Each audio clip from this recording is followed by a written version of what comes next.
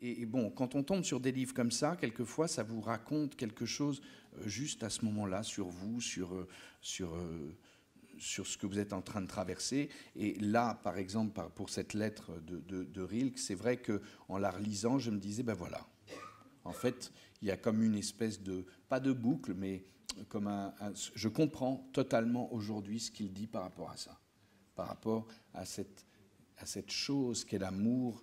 Qu'est-ce que c'est l'amour, quoi? Enfin, qu'est-ce que c'est ce mystère de l'amour? Comment est-ce qu'on l'approche? Comment ça s'incarne? Je pense que... moi, je pense qu'on est là. On est là pas par hasard. Bon, indépendamment du fait que j'ai une... Est-ce que j'ai la foi? Je ne sais pas si j'ai la foi, mais je ne pense pas que les choses s'arrêtent à la mort, ça c'est certain. Je pense qu'il y a autre chose après. Je ne sais pas ce que c'est, mais je pense qu'il y a autre chose après. Je pense que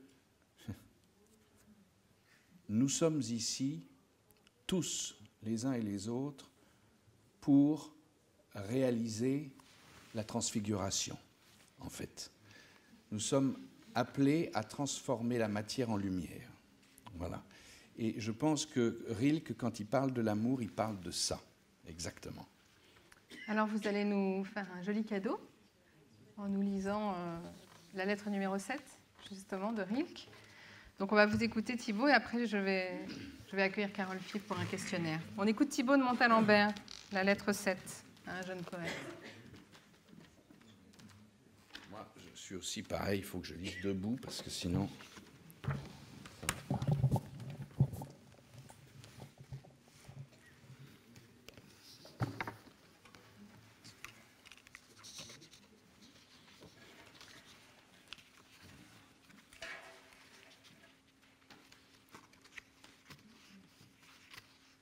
Rome, le 14 mai 1904. Mon cher monsieur Capus, un long temps s'est écoulé depuis votre dernière lettre, ne m'en veuillez pas. Travail, soucis quotidiens, malaise m'ont empêché de vous écrire. Et je tenais à ce que ma réponse vous vînt de jours calmes et bons. L'avant-printemps, avec ses vilaines sautes d'humeur, a été ici fortement ressenti. Aujourd'hui, je me sens un peu mieux et je viens, cher monsieur Capus, vous saluer et vous dire de mon mieux, je le fais de tout cœur, diverses choses à propos de votre dernière lettre. Vous voyez, j'ai copié votre sonnet parce que je l'ai trouvé beau et simple et né dans une forme qui lui permet de se mouvoir avec une calme décence. De tous les vers que j'ai lus de vous, ce sont les meilleurs. Je vous offre cette copie, sachant combien il est important et plein d'enseignements de retrouver son propre travail dans une écriture étrangère. Lisez ces vers comme s'ils étaient d'un autre, et vous sentirez tout au fond de vous-même combien ils sont à vous. Ce m'a été une joie de relire souvent ce sonnet et votre lettre. Je vous remercie de l'un et de l'autre. Ne vous laissez pas troubler dans votre solitude parce que vous sentez en vous des velléités d'en sortir. Ces tentations doivent même vous aider si vous les utilisez dans le calme et la réflexion comme un instrument pour étendre votre solitude à un pays plus riche encore et plus vaste. Les hommes ont pour toute chose des solutions faciles, conventionnelles, les plus faciles des solutions faciles. Il est pourtant clair que nous devons nous tenir au difficile. Tout ce qui vit s'y tient. Chaque être se développe et se défend selon son mode et tire de lui-même cette forme unique qui est son propre, à tout prix et contre tout obstacle. Nous savons peu de choses, mais qu'il faille nous tenir au difficile, c'est là une certitude qui ne doit pas nous quitter. Il est bon d'être seul parce que la solitude est difficile. Qu'une chose soit difficile doit nous être une raison de plus de nous y tenir. Il est bon aussi d'aimer, car l'amour est difficile. L'amour d'un être humain pour un autre, c'est peut-être l'épreuve la plus difficile pour chacun de nous. C'est le plus haut témoignage de nous-mêmes, l'œuvre suprême dont toutes les autres ne sont que les préparations. C'est pour cela que les êtres jeunes, neufs en toutes choses, ne savent pas encore aimer. Ils doivent apprendre. De toutes les forces de leur être, concentrées dans leur cœur qui bat anxieux et solitaire, ils apprennent à aimer. Tout apprentissage est un temps de clôture. Ainsi, pour celui qui aime, l'amour n'est longtemps et jusqu'au large de la vie que solitude, solitude toujours plus intense et plus profonde. L'amour, ce n'est pas dès l'abord se donner, s'unir à un autre, que serait l'union de deux êtres encore imprécis, inachevés, dépendants. L'amour, c'est l'occasion unique de mûrir, de prendre forme, de devenir soi-même un monde pour l'amour de l'être aimé. C'est une haute exigence, une ambition sans limite qui fait de celui qui aime un élu qu'appelle le large. Dans l'amour, quand il se présente, ce n'est que l'obligation de travailler à eux-mêmes que les êtres jeunes devraient voir. Se perdre dans un autre, se donner à un autre, toutes les façons de s'unir ne sont pas encore pour eux. Il leur faut d'abord thésauriser longtemps, accumuler beaucoup. Le don de soi-même est un achèvement. L'homme en est peut-être encore incapable. Là est l'erreur si fréquente et si grave des jeunes. Ils se précipitent l'un vers l'autre quand l'amour fond sur eux, car il est dans leur nature de ne pas savoir attendre. Ils se déversent alors que leur âme n'est qu'ébauche, trouble et désordre. Mais quoi ? Que peut faire la vie de cet enchevêtrement de matériaux gâchés qu'ils appellent leur union et qu'ils voudraient même appeler leur bonheur ? Et quel lendemain ? Chacun se perd lui-même pour l'amour de l'autre et perd l'autre aussi et tous ceux qui auraient pu venir encore. Et chacun perd le sens du large et les moyens de le gagner. Chacun échange les va-et-vient des choses du silence, plein de promesses, contre un désarroi stérile d'où ne peuvent sortir que dégoût, pauvreté, désillusion. Il ne lui reste plus qu'à trouver un refuge dans une de ces multiples conventions qui s'élèvent partout, comme des abris le long d'un chemin périlleux. Nulle région humaine n'est aussi riche de conventions que celle-là.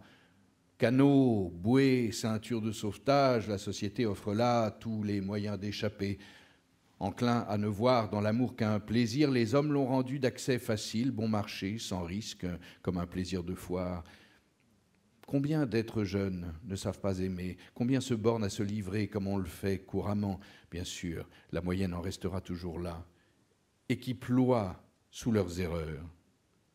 Ils cherchent par leurs propres moyens à rendre vivable et fécond l'état dans lequel ils sont tombés. Leur nature leur dit bien que les choses de l'amour, moins encore que d'autres, importantes aussi, ne peuvent être résolues suivant tel ou tel principe, valant dans tous les cas. Ils sentent bien que c'est là une question qui se pose d'être à être et qu'il y faut pour chaque cas une réponse unique, étroitement personnelle. Mais comment, s'ils se sont déjà confondus dans la précipitation de leur étreinte, s'ils ont perdu leur propre, trouveraient-ils en eux-mêmes un chemin pour échapper à cet abîme ou à sombrer leur solitude? Ils agissent à l'aveugle l'un et l'autre. Ils usent leur meilleur vouloir à se passer de conventions pour tomber dans des conventions moins voyantes, certes, mais tout autant mortelles. C'est qu'il n'est à leur portée que des conventions. Tout ce qui vient de ces unions troubles qui doivent leur confusion à la hâte ne peut être que convention. Les rapports qui naissent de telles erreurs portent un compromis en eux-mêmes, même s'il est en dehors des usages, en langage courant immoral. La rupture même serait un geste conventionnel, impersonnel, fortuit, débile et inefficace. Pas plus que dans la mort qui est difficile, dans l'amour lui aussi difficile, celui qui va gravement n'aura l'aide d'aucune lumière, d'aucune réponse déjà faite, d'aucun chemin tracé d'avance. Pas plus pour l'un que pour l'autre de ces devoirs que nous portons cachés en nous-mêmes et que nous transmettons à ceux qui nous suivent sans les avoir éclaircis, on ne peut donner de règle générale. Dans la mesure où nous sommes seuls, l'amour et la mort se rapprochent. Les exigences de cette redoutable entreprise qu'est l'amour traversant notre vie ne sont pas à la mesure de cette vie. Et nous ne sommes pas de taille à y répondre dès nos premiers pas. Mais si, à force de constance, nous acceptons de subir l'amour comme un dur apprentissage, au lieu de nous perdre aux jeux faciles et frivoles qui permettent aux hommes de se dérober à la gravité de l'existence, alors peut-être un insensible progrès, un certain allègement pourra venir à ceux qui nous suivront, et longtemps encore après nous, et ce serait beaucoup. À peine en arrivons-nous aujourd'hui à considérer sans préjugés les rapports d'un être avec un autre. Nos tentatives pour vivre de tels rapports manquent d'exemples qui les guideraient, et pourtant le passé enferme des ébauches de vie qui ne demandent qu'à aider nos pas hésitants.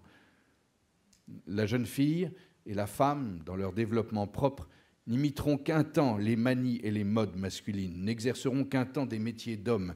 Une fois finies ces périodes incertaines de transition, on verra que les femmes n'ont donné dans ces mascarades souvent ridicules que pour extirper de leur nature les influences déformantes de l'autre sexe. La femme qu'habite une vie plus spontanée, plus féconde, plus confiante et sans doute plus mûre, plus près de l'humain que l'homme. Le mâle prétentieux et impatient, qui ignore la valeur de ce qu'il croit aimer parce qu'il ne tient pas aux profondeurs de la vie comme la femme, par le fruit de ses entrailles. Cette humanité qu'a mûri la femme dans la douleur et dans l'humiliation verra le jour quand la femme aura fait tomber les chaînes de sa condition sociale, et les hommes qui ne sentent pas venir ce jour seront surpris et vaincus. Un jour, des signes certains l'attestent déjà dans les pays nordiques, la jeune fille sera, la femme sera. Et ces mots, jeune fille, femme, ne signifient plus seulement le contraire du mal, mais quelque chose de propre, valant en soi-même. Non point un simple complément, mais une forme complète de la vie. La femme dans sa véritable humanité. Un tel progrès transformera la vie amoureuse aujourd'hui si pleine d'erreurs, et cela malgré l'homme qui d'abord sera devancé. L'amour ne sera plus le commerce d'un homme et d'une femme, mais celui d'une humanité avec une autre. Plus près de l'humain, il sera infiniment délicat et plein d'égards, bon et clair dans toutes les choses qu'il noue ou dénoue. Il sera cet amour que nous préparons en luttant durement, de solitude, se protégeant, se complétant, se limitant et s'inclinant l'une devant l'autre. Ceci encore. Ne croyez pas que l'amour que vous avez connu adolescent soit perdu. N'a-t-il pas fait germer en vous des aspirations riches et fortes, des projets dont vous vivez encore aujourd'hui ?